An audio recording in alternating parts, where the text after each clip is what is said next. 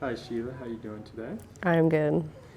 So, when did you first start martial arts, and what originally drew you in? Um, I first started when I was 19. I started with Japanese Jiu-Jitsu. And honestly, what first drew me in was the fact that my boyfriend went to that school. So, I went a few times and was watching class, and then I saw how many women were in the class, and I started thinking, maybe, maybe I could try this out and do it. And so I did, and I liked it a lot. And I was there for 4 years until I had my oldest son. It's not really an art you can do pregnant, so it kind of just got dropped after that. But I loved it a lot. And that was probably my first experience with martial arts that made me really feel like physically confident in my own skills, because I'm not an athletic person, outside of this at all. So, do you feel like you faced challenges as a woman in martial arts? And if so, how did you overcome them? Yeah, definitely. There can definitely be sort of the lean towards maybe the women being, not able to take as much, or, every time I've been pregnant with all three of our younger kids, I've always have people who, oh, are you going to slow down now? Or are you going to cut back? Are you going to stop? Oh, it's so dangerous. Men never have to face that. Nobody in my class here really ever said that to me because they know me. But, there's definitely that perception that you have to accommodate, and you do a little bit, for that physical things like that men don't have to deal with, like pregnancy, having babies.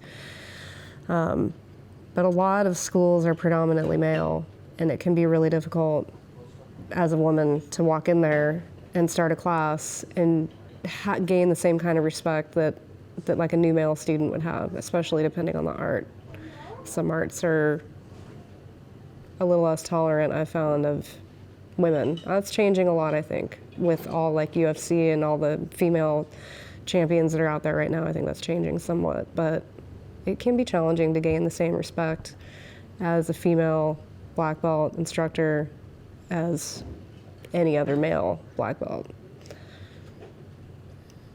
And through the years, what accomplishment are you most proud of? Oh, wow. I think just the fact that I've gotten this far with it. When I first started karate, my oldest was 9, and I had not done anything physical in 10 years. And I was, overweight and out of shape, and starting, as an adult was difficult, was intimidating, and I did it. And at the time, I didn't even have in my mind, I'm going to be a black belt someday. It wasn't even, I don't know, I just never even considered that. Some people start class saying, I'm going to be black belt someday. And I didn't really think of it that way. So, having just gotten my second degree now, 10 years later, I have to remind myself that I actually got that far with it when I never thought that, I don't know, I just never really considered it, And so I guess I'm proud of that for myself, because I don't think anything else would have given me that, And I'd say probably the other accomplishment that I am really proud of is the work that I do with our female students, the kids and the adults. A lot of women come in really timid, really afraid to hit, afraid to be hit, and getting them over that, getting them to understand that they're not going to break like eggshells if you hit them, that they can actually hit back, that they can protect themselves.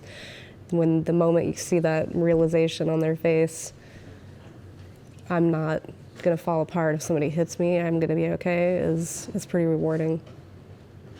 So, what exact classes do you teach here? And can you think of any memorable moment as an instructor teaching a specific student? I mostly teach the adults. I help out with the kids sometimes when Tobin's got a really full class, or especially with some female students in the kids class, maybe really need a female instructor's input, help out. Their system is a little bit different. Their forms are a little bit different than what the adults learned for belts. So, I don't know those because I didn't start this when I was a kid. So primarily I teach in the adult class. And I prefer that a lot. I don't quite have the patience that Tobin does, for kids. I don't like to say things 10 times in a row. Sometimes you have to with adults too, though, but whatever. I don't know, memorable moments in class.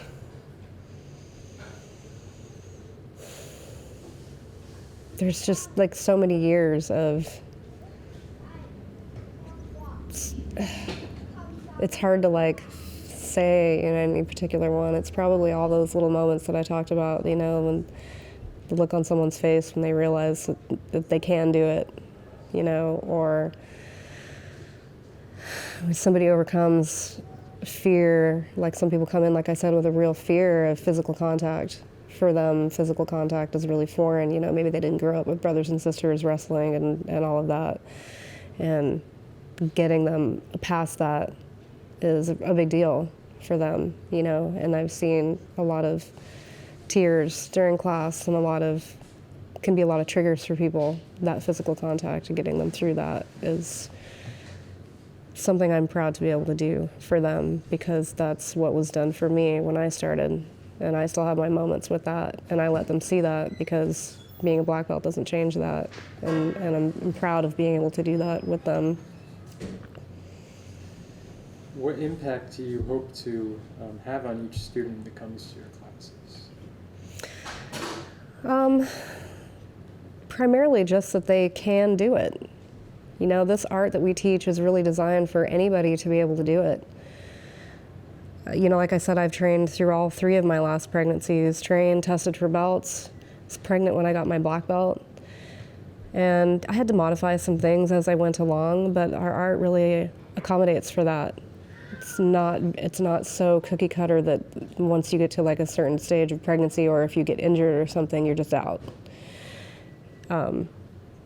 We tell people all the time that come in the door, adults especially, asking about class, and they all really want to do class, but I have this shoulder injury, I have this back injury, and say, well, the rest of your body still works. So do I. I've had major knee surgery, I've had back problems, I've had both shoulders, I've had ribs separated, I've had all kinds of things, and you work around it. And that's one of the biggest things I want to get across to people, to students, because out on the street, nobody's going to ask you how you feel before they attack you, mug you, whatever. And you have to be able to, in your mind, even if you are hurt, pregnant, injured, sick, that you can still defend yourself. Not only that you can, but that you have a right to, especially women. You have a right to defend yourself. You don't have to let people do things to you that you don't want. And the kids especially, I tell them, you have a right to defend yourself. It doesn't matter that you're a kid. That's one of the biggest points that I want everybody that comes in here to get in their mind, is their right to protect themselves is very real. And where do you hope martial arts takes you in the future? Yeah, I haven't really thought about that. Probably in the same way I wasn't thinking about becoming a black belt when I first started. Really, I just picture my future being more of the same, just the more people I can get in here, if even one woman or man or kid comes back to me years later or whenever and says, hey, this guy tried to mug me, and I defended myself, it's worth it, really, for me. In schools, all martial arts schools have a high turnover rate when it comes to students. And I feel like if even one or two, if a woman especially, because I have done women's self-defense classes, and those can be really hard for women to do. Those women come into them because they have been traumatized at some point. They have to work through those triggers, That was me a long time ago. And if even one of them can come back to me and say, hey, this guy tried to do something for me and to me, and I stood up to him, and I wasn't scared, and I defended myself, then it's worth it to me. You know, I'll just continue to do what I've been doing for 10 years, for 10 or 20 or 30 more. You know, I don't really have aspirations for becoming super high rank, well-known, famous. You know, I don't really see that for myself. I like what I'm doing now. I think it's worth more than fame.